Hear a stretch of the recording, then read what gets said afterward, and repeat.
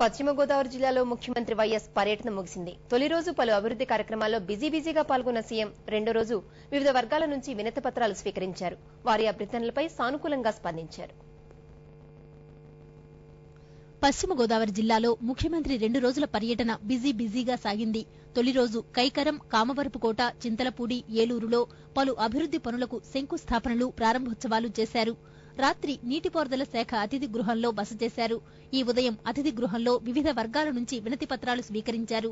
సీఎంను కలిసిన వారిలో రైతు ప్రతినిధులే ఎక్కువగా ఉన్నారు. కేంద్రం ప్రకటించిన మద్దతు ధరకు ధాన్యం కొనేలా మిల్లర్లను ఆదేశించాలని రైతాంగ సమాఖ్య వైఎస్ ను కోరింది. తెలంగాణను విభజిస్తే పోలవరం ప్రాజెక్టుకు విఘాతమే కాకుండా ఇతర ప్రాజెక్టుల నుంచి నీరందే అవకాశాలు తగ్గిపోతాయని రైతు సంఘాల ప్రతినిధులు సీఎం వద్ద ఆందోళన వ్యక్తం చేశారు. ఇక్కడ కనీసం ఎఫ్సీఐ కొనట్లేదు, సివిల్ సప్లైస్ కార్పొరేషన్ కొనట్లేదు, కేవలం మిల్లర్ల మీద ఆధారపడి ఉంది.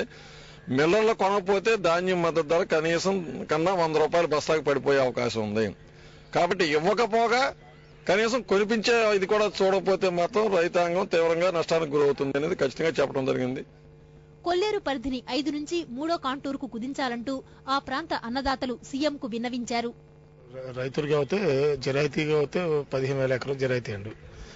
జరాయితీ సేఫ్ అవుతుండే. రైతులుగా అయితే 8,000 మంది పైన చిన్న సన్నకారు రైతులు దానివల్ల సేఫ్ అవుతారండి జరాయితీ వల్ల. అసెంబ్లీలో రెజల్యూషన్ చేసినందుకు ముఖ్యమంత్రి గారికి కృతజ్ఞతలు తెలుపుతూ ఢిల్లీ కార్యక్రమాలను కూడా ముఖ్యమంత్రి గారి చేతులతో చేసి పెట్టమని రిక్వెస్ట్ చేయడానికి వచ్చాము. ఇంపోర్ట్ డ్యూటీ లేకపోతే ఇక్కడ ఉన్న రైతులకి ఇబ్బంది అండి. ఇప్పుడు ఇక్కడ బాగా ముమ్మరంగా ప్లాంటేషన్ జరుగుతుందండి మన స్వయం సమృద్ధి కోసం.